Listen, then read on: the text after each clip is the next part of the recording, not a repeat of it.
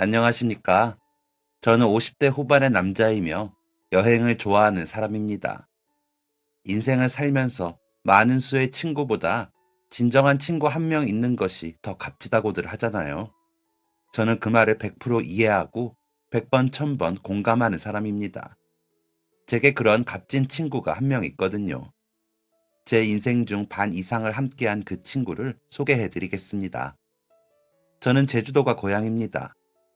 배를 타시던 아버지 밑에서 태어나 자랐죠. 제 위로는 형이 한 명 있었고, 저는 둘째이자 막내였습니다. 부모님의 고향도 제주도였고, 친조부모님, 외조부모님 모두 바다에서 일을 하셨던 분들이셨습니다. 그래서 육지 사람들은 결혼하면서 혼수 같은 걸 주고받잖아요. 저희 부모님은 결혼하실 때 할아버지 할머니들께서 돈 모아서 배 한 척을 사주셨습니다.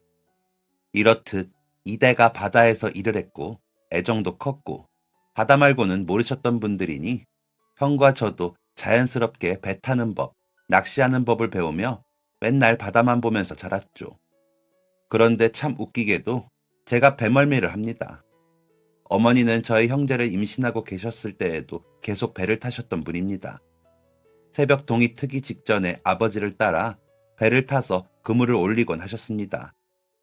어머니는 어렸을 때부터 할아버지를 따라서 그렇게 일을 하셨습니다.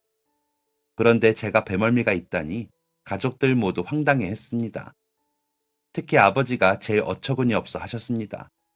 못마땅해 하시기도 하셨고요. 다 같은 피인데 어떻게 너만 배멀미가 있냐? 네가 너무 물러서 그런 거야. 계속 배 타다 보면 괜찮아질 거야. 바다에 사는 놈이 배멀미는 무슨. 아버지는 제게 배멀미를 극복해야 한다며 계속 배를 태우셨습니다.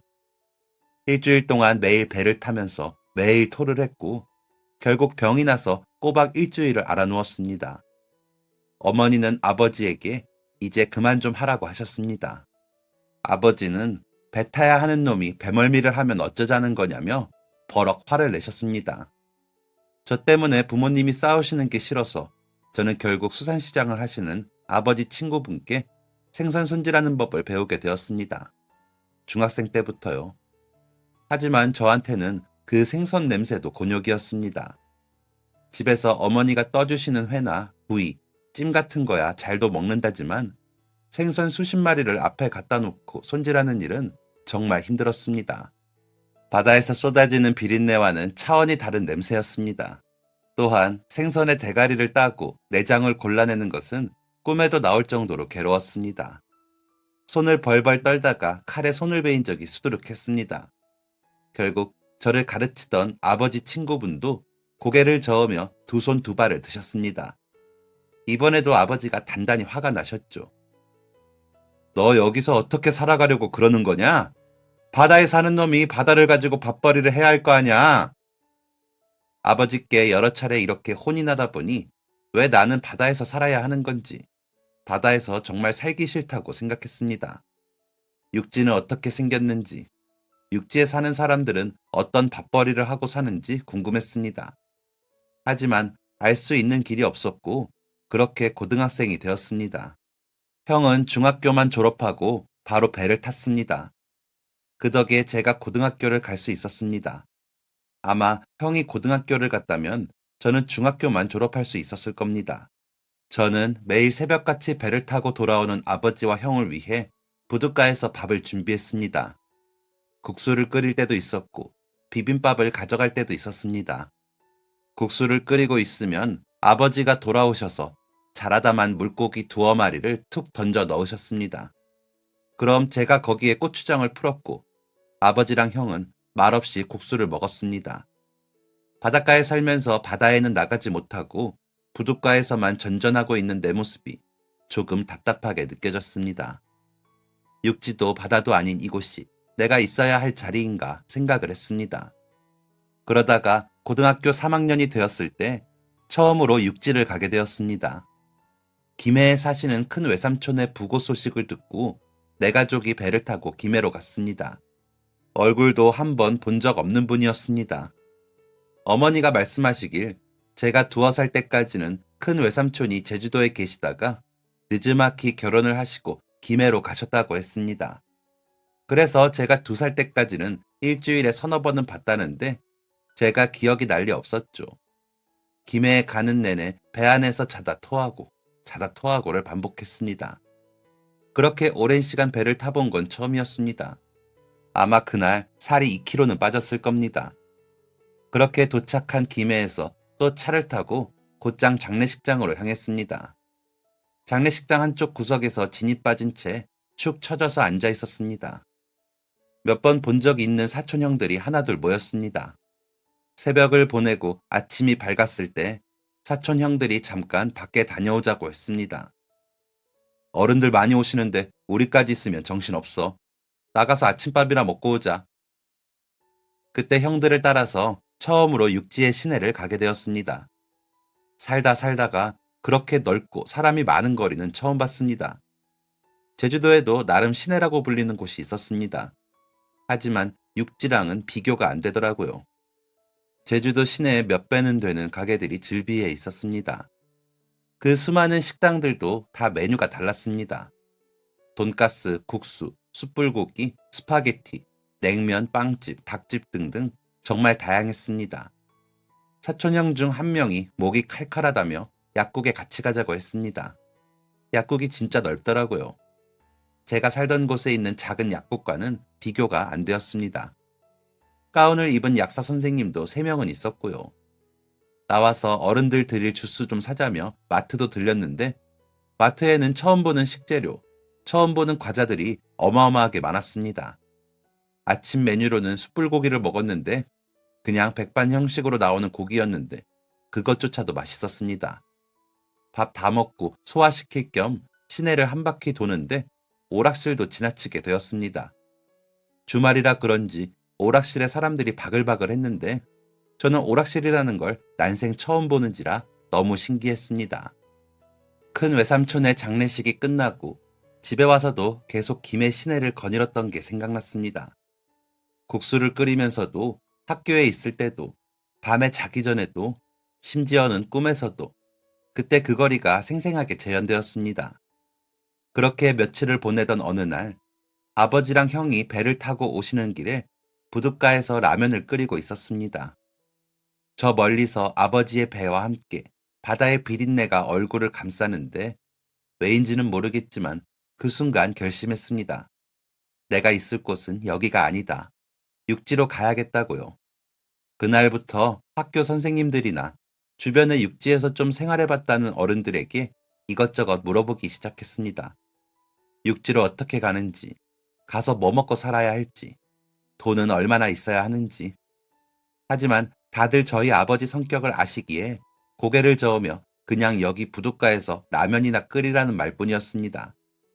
이걸 어쩌나 생각하던 차에 제 고등학교 시절에 좀 친했던 친구가 서울에 있는 대학교에 수시 합격했다는 소식을 들었습니다. 이거다 싶더라고요. 저는 부모님께 고등학교 졸업하고 공부하러 서울에 갈 거라고 했고 아버지는 빗자루를 휘두르셨습니다. 한 번만 더 그런 소리 하면 낚싯대를 잡을 거라는 무서운 말과 함께요. 하지만 저는 뜻을 굽히지 않았습니다. 어떻게 하면 바다에 머무르라는 아버지 뜻을 꺾을 수 있을까 고민하던 어느 날이었습니다. 졸업을 한 달쯤 남기고 있었어요. 잘 준비를 마치고 누웠는데 마루에서 혼자 술을 한잔하던 형이 들어왔습니다. 그러더니 제게 봉투를 하나 툭 던졌습니다. 이거 가지고 가서 공부나 해라. 너 머리 좋잖아. 나는 할 줄 아는 게 없어서 아버지 따라 배 탄다만 넌 잘하는 공부해서 육지 가. 아, 이왕 갈 거 서울 가라 서울. 나중에 형 서울 구경도 좀 시켜주고. 이 돈 아버지는 모르는 돈이니까 말씀드리지 말고 가라. 형이 알아서 할게. 형이 저 육지 가라면서 돈을 줬습니다. 저는 형한테 고맙다고 꼭 서울 구경 시켜준다고 하고 서울로 갔습니다. 제가 학교 다닐 때 공부를 꽤 했거든요. 하지만 수능도 안 본 제가 당장 대학에 갈 순 없으니 재수해서 대학 가자 마음을 먹었습니다. 그리고 졸업식하고 일주일 뒤에 어머니와 형한테만 인사를 드리고 저는 서울로 올라갔습니다. 한참 동안 배를 타고 또 한참 동안 차를 타고 도착한 서울은 김해보다 훨씬 더 근사했습니다. 그리고 여기서 살아남아야 한다는 긴장감과 두려움도 조금 있었죠. 저는 목욕탕과 부동산을 오가며 일주일을 보낸 끝에 달빵 하나를 얻을 수 있었습니다. 그리고 형이 준 돈으로 재수학원을 끊고 공부를 시작했습니다. 재수학원에 가니까 제가 공부를 가장 못하더라고요. 제주도에서는 배우지도 않았던 것들이 문제로 나오기도 했고요. 나름 공부 좀 한다고 생각했는데 정말 머리가 어질어질했습니다. 아침에 일어나서 우유랑 빵 하나 먹고 학원 가고 중간에 백반집 가서 밥 먹고 끝나면 다시 빵 한 덩이 사서 방에 가서 공부하다가 잤습니다. 그리고 주말에는 막노동을 했습니다. 학원비도 내고 방값도 내고 먹고 살아야 하니까 주말에 막노동을 하면서 돈을 벌었습니다. 학원에 다니는 다른 애들은 대부분 부모님이 주시는 돈으로 학원 다니고 먹고 하는 것 같더라고요. 부럽기도 하고 질투가 나기도 했습니다. 그런 생활을 이어가던 어느 날이었습니다. 야, 너 막노동 하지? 같은 재수학원에 다니는 동갑내기 남자애가 제게 말했습니다. 말 한마디 해본 적도 없는 놈이었습니다. 얘가 지금 나를 놀리려고 하는 건가? 시비를 거는 건가? 뭐 어쩌자는 건가 싶어서 눈을 부라리며 대답했습니다. 근데 뭐, 나도 같이 하자. 그런데 돌아온 대답이 너무 뜻밖의 대답이었습니다. 농담하는 건가 생각했습니다. 그런데 그 친구, 눈이 진짜 진심이더라고요. 저는 알겠다고 했고, 그 주 주말부터 바로 그 친구를 데리고 공사판에 나갔습니다. 아저씨들은 젊은 사람 또 왔다며 좋아하셨습니다. 그런데 그 전주와 똑같이 힘든 일이었는데, 신기하게도 그 친구랑 있으니까 덜 힘들게 느껴지더라고요. 물론 그 친구는 하루하고 다음날 몸살이 나서 저 혼자 일했지만요. 다시 안 하겠거니 했는데 그 다음 주부터는 토요일, 일요일 둘 다 일을 해냈습니다. 저는 일요일 날 일이 끝나고 집에 가면서 친구에게 물었습니다. 너 왜 이래? 너네 집도 못 살아? 그렇지 뭐. 엄마도 편찮으시고. 그렇게 저희는 평일엔 학원, 주말엔 공사판에서 함께 했습니다. 친구는 저랑 희망하는 진로도 비슷했습니다. 그래서 저희는 되던 안 되던 같은 대학교를 지원해보자고 했습니다. 그리고 그 학교를 목표로 정말 열심히 공부했습니다. 새벽 4시까지 코피 흘리며 공부하다가 3시간 자고 7시에 일어나고 그랬습니다. 20살이었기에 가능했던 거죠. 그리고 그렇게 노력한 끝에 그 친구와 저는 같이 지망한 대학교에 같은 학과에 나란히 합격을 하게 되었습니다. 꿈만 같았습니다. 땅끝 섬에 살던 제가 육지에서도 가장 사람이 많은 곳으로 올라와서 공부를 해서 대학교에 간다니 제가 대학교 합격을 했다는 것이 믿겨지지가 않았습니다. 그 친구와 저는 둘이 부둥켜 안고 고생했다면서 울었습니다. 사내 놈들이 좀 낯간지러웠지만 그땐 그만큼 정말 많이 기뻤거든요. 하지만 입학을 앞두고 친구와 제게 상상하지도 못한 불행이 닥치게 되었습니다. 친구가 고등학생 때부터 암투병을 하셨던 친구의 어머니가 병원에 입원해 계시다가 결국 세상을 떠나셨습니다. 아버지로부터 삐삐를 받은 친구가 한 걸음에 어머니가 계시던 병원으로 달려갔고 저도 그 뒤를 쫓았습니다. 평소에 부부금슬이 좋으셨기에 친구의 아버지는 더욱더 아픔을 느끼셨고 장례식장에서 울다 술 마시다를 반복하셨습니다. 친구는 상주복을 입고 멍하니 영정사진 앞을 지켰습니다. 저도 친구 어머니의 장례식 내내 장례식장에서 먹고 자면서 조문객들을 응대했습니다. 뭐 그래봤자 찬나르고 화환 드리고 친구랑 친구네 아버지 필요한 것들 챙기는 게 전부였지만요. 그런 거라도 도우는 게 친구의 도리라고 생각했습니다. 저는 막노동을 하며 모은 돈으로 조의금을 3만 원을 냈습니다. 그때 3만 원이면 진짜 큰 돈이었습니다. 그때 보통 조의금이 5천 원 아니면 1만 원이었으니까요. 장래의 마지막인 운구까지 돕고서 저는 제 집인 달방으로 돌아갔습니다. 일주일 뒤 다시 만난 친구의 얼굴은 살이 쏙 빠지고 힘이 없어 보였습니다. 저와 친구는 불고기에 소주를 곁들였습니다. 친구는 쓰디 쓴 소주를 한 잔 털고는 말했습니다. 나 유학 가려고. 뜻밖의 얘기였습니다. 원하는 대학교를 합격해놓고 갑자기 유학이라니 무슨 상황인가 싶었습니다. 사실 친구는 어릴 때부터 영어를 잘했다고 합니다. 서점에 가서도 영어로 된 책을 골라보고 유명한 외국 영화들을 보는 걸 즐겨 했습니다. 그래서 외국에서 공부를 하면 어떨까 생각했답니다. 미국이나 영국에 가서 영어를 쓰면서 생활하고 공부를 하면 어머니를 잃은 슬픔도 털어내고 새 출발을 할 수 있을 것 같았답니다. 이 마음을 알게 된 친구의 아버지께서 빚이라도 내서 유학을 보내준다고 하셨답니다. 친구의 아버지는 초등학교만 나오셔서 항상 공부 잘하는 친구를 대견하게 여기셨다더라고요. 하지만 그때 어머니가 암 진단을 받으셨고 수술과 항암을 반복하면서 친구의 꿈은 자연스레 접히게 되었다고 했습니다. 그래서 유학이 안 된다면 한국에 있는 대학이라도 가자 하고 재수를 준비한 거라고 했습니다. 그런데 어머니가 돌아가시고 아버지가 원래 살던 집에서 좀 더 좁은 집으로 이사를 했대요. 어머니도 안 계시는데 이런 넓은 곳은 필요 없다고, 또 그 흔적들이 괴롭다고 하시면서요. 일사천리로 이사를 마치고 이전 집에 있던 보증금을 받으신 친구의 아버지는 그 보증금을 모두 친구에게 주었다고 했습니다. 이제 원하는 유학을 가라면서요. 친구와 헤어진다는 것이 아쉬웠지만 저는 진심으로 친구를 응원해 주었습니다. 그 친구라면 분명 외국에서도 잘해낼 것이고 많은 것을 배울 거라고 확신했거든요. 친구는 유학 가기 전까지 지금처럼 자주 보자고 했습니다. 재수를 하며 그랬던 것처럼 저의 달방에도 종종 놀러 왔습니다. 하지만 얼마 지나지 않아 저는 청천벽력 같은 소식을 듣게 되었습니다. 잘 연락하지 않던 형에게 온 삐삐가 울렸고 전화를 걸었습니다. 아버지가 아프셔. 몇 시간의 차를 타고 또 배를 타고 제주도로 갔습니다. 아버지와 인사도 없이 올라온 뒤로 한 번도 내려간 적 없던 제 고향에 다시 돌아갔습니다. 도착지는 바다 냄새가 가득한 집이 아닌 알코올 냄새가 나는 병원이었습니다. 고작 1년이 지났을 뿐인데 가족들의 모습은 몰라보게 달라져 있었습니다. 저를 대신해서 부둣가에서 밥을 비비고 라면을 끓이시던 어머니는 안 그래도 까만 피부가 더 새까맣게 그을려 계셨습니다. 거뭇거뭇한 기미도 가득했고요. 그리고 형은 다리를 절고 있었습니다. 그물을 내리다가 발이 걸려서 하마터면 큰일이 날 뻔한 것을 이만하길 천만 다행이라고 형은 말했습니다. 그리고 아버지는 항상 강하고 듬직하고 무서우시던 아버지는 누구보다 초라하게 병실 침대에 누워 계셨습니다. 아버지는 가만히 누우신 채로 고개만 겨우 돌려서 왔냐? 한마디를 하셨습니다. 아버지는 척추가 골절되셨습니다.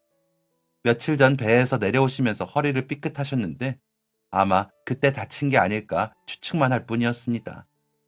의사는 수술을 해야 한다고 했습니다.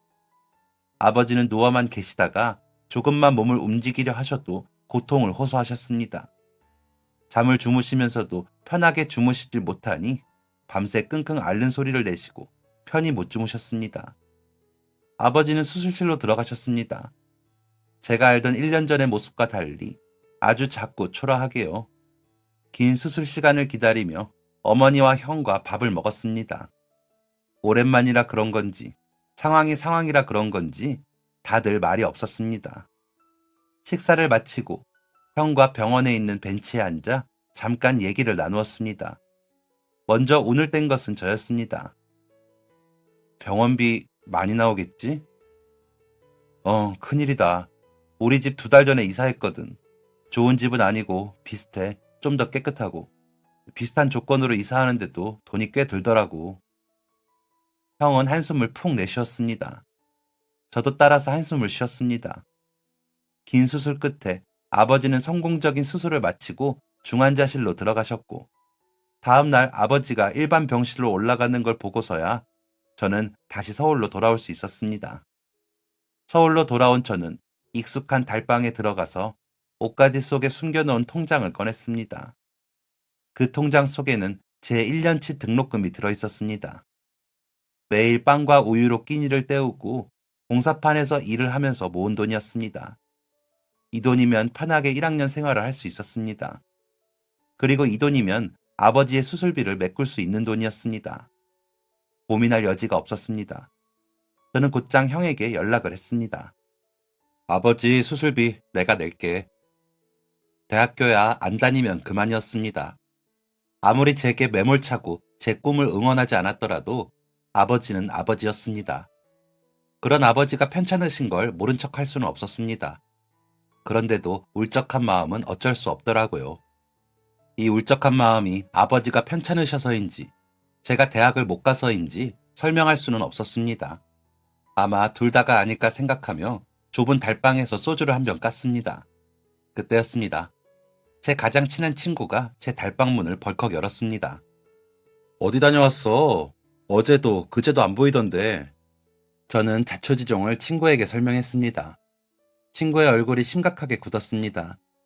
저는 이제 괜찮다면서 친구를 안심시켰습니다. 어차피 같이 다니지도 못할 대학인 거 아쉽지도 않다는 거짓말까지 하면서요. 친구는 기꺼이 저를 위해 술 친구가 되어주었습니다. 유학 관련된 책을 가져온 것으로 보아 분명 할 이야기가 있었던 것 같은데 친구는 끝까지 제 이야기를 들어줄 뿐이었습니다. 그리고 다음날 저녁 친구가 또다시 제 달방으로 찾아왔습니다. 뭐라도 먹자며 저는 라면을 끓였습니다. 보글보글 먹기 좋게 익은 라면을 한술 뜨고서 친구는 2개의 봉투를 제 앞에 내밀었습니다. 이게 뭐야? 이거 아버지가 나 유학 가라고 주신 돈. 친구는 비장하게 2봉투를 쳐다봤습니다. 그 돈을 왜 둘로 나눴는지, 이걸 어쩌라는 건지 멀뚱히 친구만 쳐다보고 있는데 친구가 침을 꿀꺽 삼키더니 얘기했습니다. 친구는 2개의 봉투 중 조금 더 홀쭉한 봉투를 가리키며 말했습니다. 나 그냥 여기서 대학교 다니려고. 유학 가면 외로울 것 같기도 하고 여기서 한 공부도 아깝고 너도 못 만나니까. 그 다음으로는 조금 더 두툼한 봉투를 가리켰습니다. 그리고 이건 너희 아버지 수술비. 이걸로 아버지 수술비 드리고 우리 같이 대학교 다니자. 너도 나도 엄청 노력했잖아. 친구는 자신의 유학을 포기하고 저와 같이 대학교를 다니는 것을 선택한 것이었습니다. 이게 무슨 상황인지 황당했습니다. 친구는 그렇게 말하고는 후루룩 라면을 2젓가락 더 먹고는 홀쭉한 봉투를 들고 두툼한 봉투는 남기고는 가버렸습니다. 저는 혼자 남겨진 달방에서 하염없이 눈물을 흘렸습니다. 일주일간 고민을 했습니다. 친구한테 돈을 다시 돌려주기도 했고 친구네 집에 찾아가기도 했습니다. 하지만 친구는 완고했습니다. 이미 학교 갈 준비를 다 마쳤다면서 같이 다니자고 했습니다. 결국 저는 친구의 뜻대로 했습니다. 친구의 호의를 감사하게 받으며 이 은혜를 언젠가는 꼭 갚을 것을 약속하며 친구가 준 돈을 아버지 수술비로 냈습니다. 그리고 우리는 사이좋게 대학교를 다니게 되었습니다.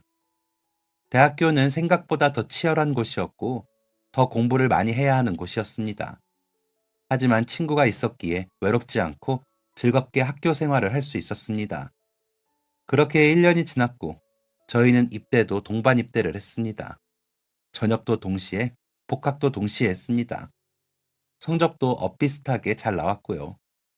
이 친구랑 한 번도 싸운 적 없고 사소한 다툼조차 하지 않고 학교에서도 절친한 사이로 꼭 붙어 다녔기에 이 친구와의 인연이 어디까지 계속될까 궁금하기도 하고 신기하기도 했습니다.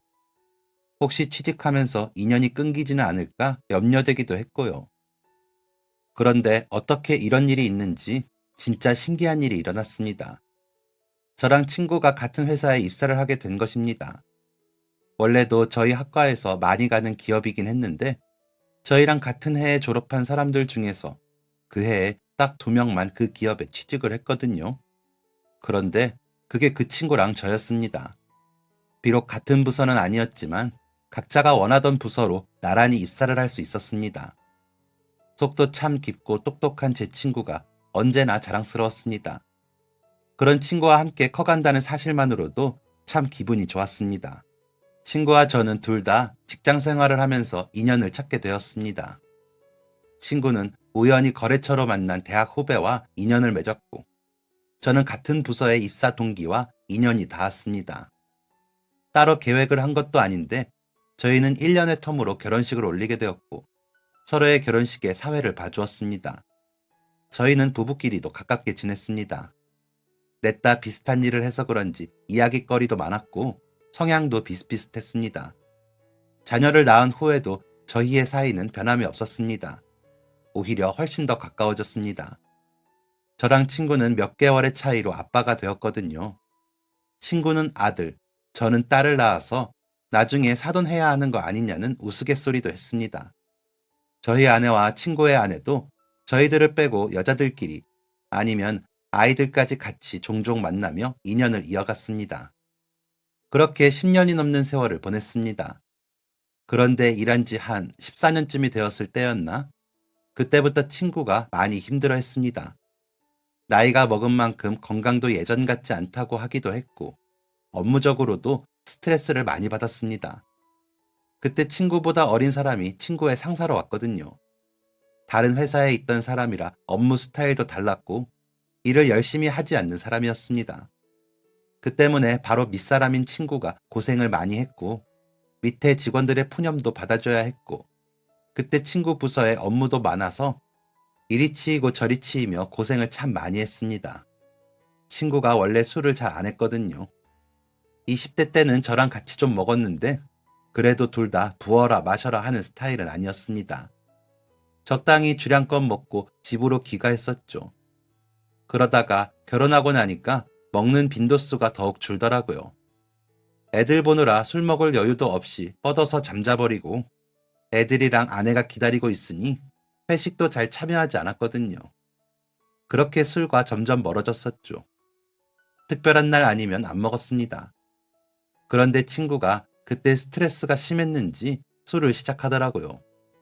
이틀에 한 번꼴로 퇴근하고 술을 먹었습니다. 친구의 술자리가 늘어나는 데에는 그 어린 상사도 한몫을 했던 것 같습니다. 별날도 아닌데 걸핏하면 회식을 하더라고요. 그것도 참여하지 않는 사람에게는 핀잔을 주면서 말이죠. 요즘 같았으면 상상도 못했을 테지만 몇 년 전까지만 해도 상사가 그러라면 그래야 했습니다. 그렇게 상사랑 회식도 하고 회식 없는 날에도 부서 후배들과 한잔하고 저랑도 한잔하고 그것도 안 되면 집에서도 혼자 소주 한 병씩 먹는다고 하더라고요. 너 요즘 술 너무 많이 먹는 거 아니냐? 다른 걸 해, 다른 걸. 와이프랑 애들 걱정 끼치지 말고 그만 먹으라고. 걱정이 되어서 친구한테 한마디씩 해도 친구는 요즘엔 술 아니면 잠이 잘 안 오는 것 같다며 고개를 저었습니다. 그리고 그렇게 스트레스를 받으며 술을 먹던 친구는 결국 간암 판정을 받았습니다. 회사에서 건강검진을 하라고 했고 그 검진에서 좋지 않은 징후를 보게 된 뒤 정밀검사를 받았습니다.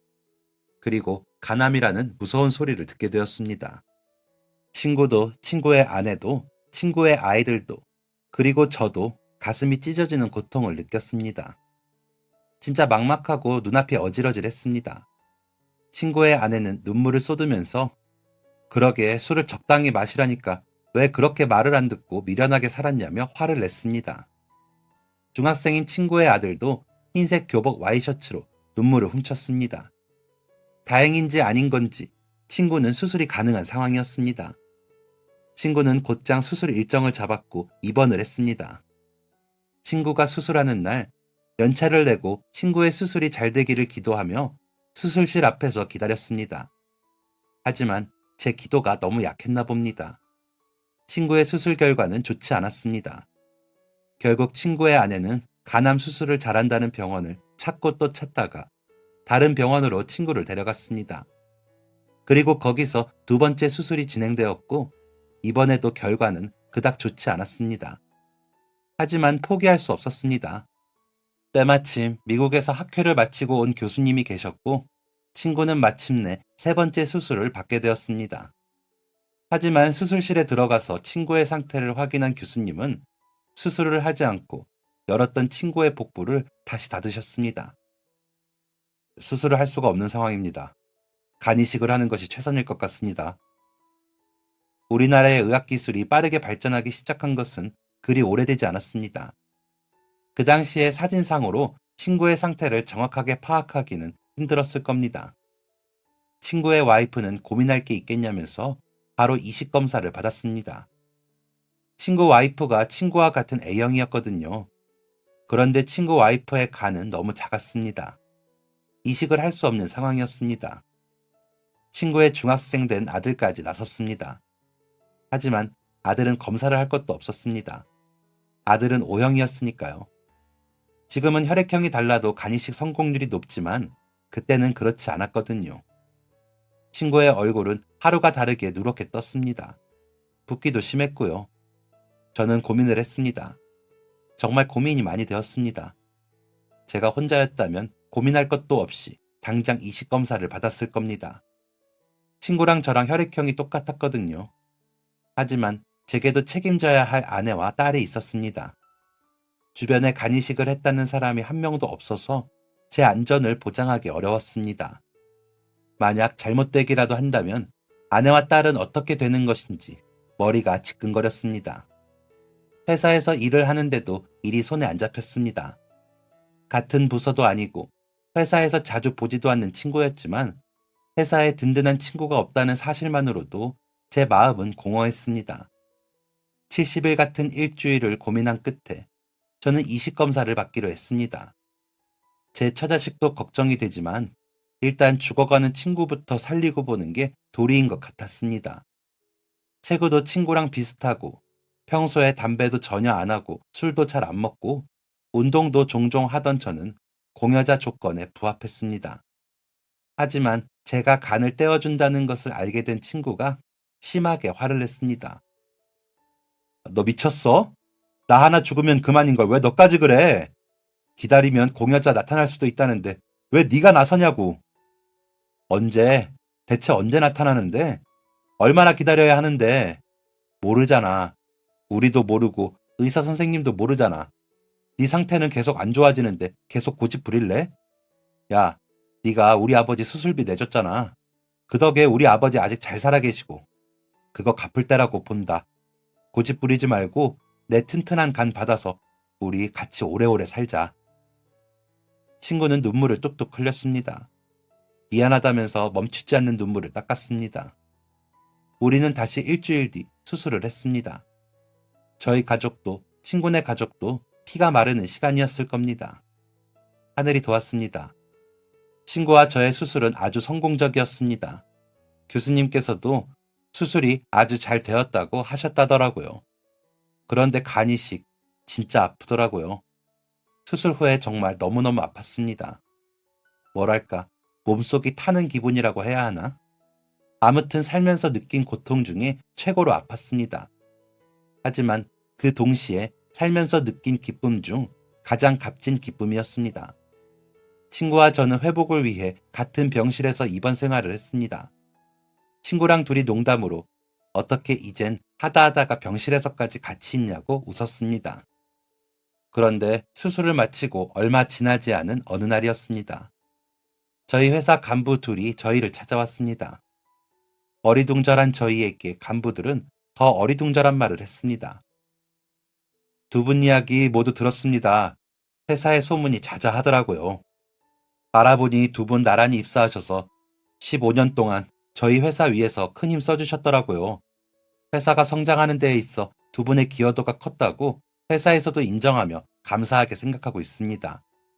그래서 이번 일에 있어서 두 분께 어떻게 도움을 드릴 수 있을까 고민을 하다가 두 분의 수술비와 치료비, 입원비 등을 지급해 드리기로 결정했습니다. 이게 대체 무슨 소리인가?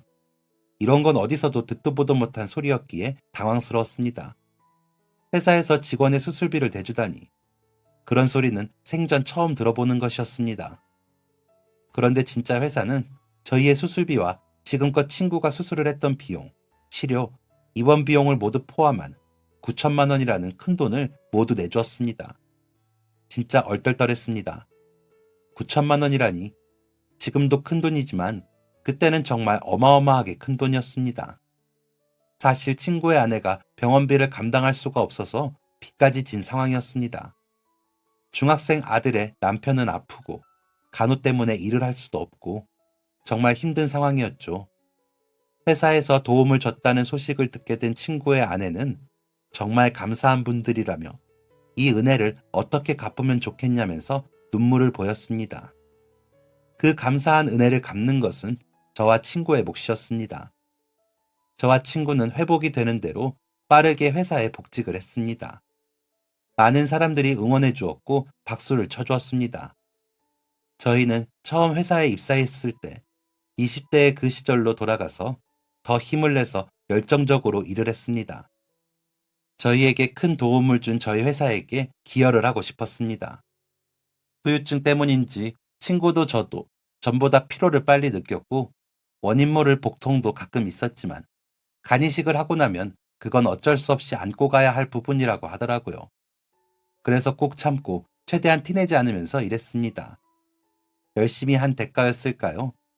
친구네 부서도 저희 부서도 복직과 동시에 실적이 크게 향상되었고 부서 직원들 다 같이 상여금을 받기도 했습니다. 어느 정도였냐면 회사 대표님께서 내려오셔서 감사하다고 인사하고 친구랑 저랑 불러내셔서 셋이 식사를 할 정도였습니다. 그렇게 다시 한번 열정을 활활 불태우며 일을 하고 친구와 제 나이가 55세가 되었을 때 저희는 정년퇴직을 하게 되었습니다. 입사 후 단 한 번도 퇴사한 적 없이 한 회사에서 오랜 시간 일을 하는 것이 진짜 대단한 일이라고 하더라고요. 10년만 일해도 진짜 엄청난 거라면서요. 업무도 성향과 잘 맞아야 하고 같이 일하는 사람들과도 잘 맞아야 하고 연봉도 마음에 들어야 하고 집과 직장과의 거리도 중요하고 기타 등등 하루에 집보다도 더 많이 생활해야 하는 곳이니 뭐 하나라도 안 맞으면 머무르기가 힘들겠더라고요. 그런데 저랑 제 친구는 그 어렵다는 일을 해냈습니다. 자그마치 26년 동안이나 한 회사에서 일을 했습니다. 생애 첫 직장이자 마지막 직장이 된 거죠. 많은 요소들이 저희와 잘 맞았겠지만 아마도 서로가 있었기에 더 만족하면서 편안하게 회사 생활을 한 게 아닐까 싶습니다. 얼굴은 보던 보지 않던 가장 소중한 친구가 회사에 있다는 것만으로도 든든했으니까요. 저희는 퇴사 후 돈을 모아서 여행을 떠나기로 했습니다. 그곳은 바로 미국입니다. 출장 때문에 해외에 몇 번 나가기는 했지만 친구도 저도 미국에는 단 한 번도 가본 적이 없었습니다. 이상하게 미국과는 인연이 안 생기더라고요. 갔다고 해도 출장 때문에 간 거라 여유를 즐긴다거나 관광지를 구경할 시간은 없었겠지만요. 그래서 친구가 그토록 가고 싶어 했지만 저 때문에 포기를 했던 미국에 부부 동반으로 여행을 떠났습니다. 보름간의 여행이었는데 제가 이제까지 다녔던 여행 중에 최고의 여행이었습니다. 그냥 거리를 거니는 것도 평범한 아침 식사를 하는 것도 모든 게 황홀하고 꿈만 같았습니다. 그건 제 친구와 함께여서 더 특별했던 거겠죠. 저희는 미국 여행을 시작으로 이곳저곳을 함께 여행 다니고 있습니다. 매번 해외에만 나가기에는 무리가 있으니 국내 여행도 많이 다니고 있어요. 강원도에 가서 바다도 보고 오고 저 아랫지방인 부산과 여수도 다녀왔습니다. 재작년에는 제 고향인 제주도에도 다녀왔습니다. 이제 부모님은 안 계시고 형만 있지만 형과 형수님, 조카 셋을 보러 갔습니다. 여전히 불편한 다리로 배를 타는 형은 언제 봐도 멋있고 힘이 되어주는 존재였습니다. 조카들은 형을 닮아 말할 것도 없이 개구졌고요. 제주도에서 형이 직접 잡은 생선으로 형수님이 회를 떠주셨는데 참 맛있었습니다. 바다의 비린냄새도 그저 달콤하게만 느껴졌습니다. 제주도에 갔다가 가깝지만 예전에는 가보지 못했던 우도도 가보게 되었습니다. 참 아름다운 곳이더라고요. 제주도는 내년에도 다시 한번 갈 계획입니다. 이번 연도에는 해외를 가볼까 계획 중인데 어디를 갈지는 아직 모르겠습니다. 하지만 그게 어디든지 제 친구와 함께라면 분명 즐거울 것이라고 저는 확신할 수 있습니다. 거의 40년이 가까운 시간 동안 제 곁을 지켜주고 있는 든든한 이 친구 녀석에게 뭐라고 고마움을 표현해야 할지 모르겠습니다. 말로는 표현을 할 수 없을 만큼 제 인생에 정말 큰 도움을 준 친구입니다. 친구가 아니었다면 저는 대학에 가지도 못했을 거고, 그럼 아마 다시 제주도에 내려가서 배멀미를 하면서 배를 타고 있지 않을까 가끔 생각합니다. 제가 친구한테 이런 얘기를 하면 친구는 호탕하게 웃으면서 이렇게 말합니다. 야, 나는 너 아니면 진즉에 죽었어. 어떻게 보면 농담처럼 들리는 이 말이 그저 농담이 아니란 것을 저는 너무나도 잘 알고 있습니다. 친구도 저만큼이나 저를 소중하게 생각하고 있다는 거겠죠. 앞으로 우리가 얼마나 인생을 더 살아갈지 모르겠지만 제가 확신컨대 사는 동안 이 친구와의 인연은 여전할 겁니다. 우리의 우정은 변함이 없을 것이며 앞으로도 이렇게 여행을 다니며 웃으며 지내는 날들이 가득할 것입니다. 다만 그보다 더 우선인 것은 건강이기에 정기적으로 건강검진 받는 게 가장 중요하겠죠? 아차, 제가 빠뜨린 이야기가 하나 있네요. 저희 아이들이 태어났을 무렵에 저희가 우스갯소리로 동갑이고 성별이 다르니 둘이 결혼시켜서 사돈될까 한 적이 있었거든요. 저희 넷 다 정말 장난으로 한 말이었는데 이 녀석들이 요즘 둘이 연애를 한다고 하네요. 벌써 1년이나 되었다는데 얼마 전에 친구네 아들 핸드폰 배경화면을 보고 알아채게 되었습니다. 저희가 알면 괜히 신경 쓰고 결혼 부추길까봐 말 안 했다더라고요. 마음 같아선 당장이라도 식을 올리게 하고 싶지만 그게 어디 저희 마음대로 되나요? 아직 나이도 어리고 하니 둘이 잘 만나기를 두고 봐야죠. 요즘 젊은 애들 헤어졌다 만났다 반복하고 그러니까 헤어져도 그만입니다. 진짜로 하나도 아쉬울 거 없어요. 그래도 둘이 잘 만나서 친구랑 사돈까지 된다면 진짜 재밌겠네요. 아무튼 이렇게 제 가장 소중한 친구의 얘기는 마무리하도록 하겠습니다. 여러분도 저와 제 친구 같은 우정을 나누는 사람이 있으신가요? 만약에 그런 친구가 있다면 그 우정 아주 단단하게 지속되기를 바라겠습니다. 긴 글 봐주셔서 감사합니다. 지금까지 사연 들어주셔서 감사합니다. 사연이 재밌으셨다면 구독과 좋아요를 눌러주세요. 감사합니다. 안녕히 계세요.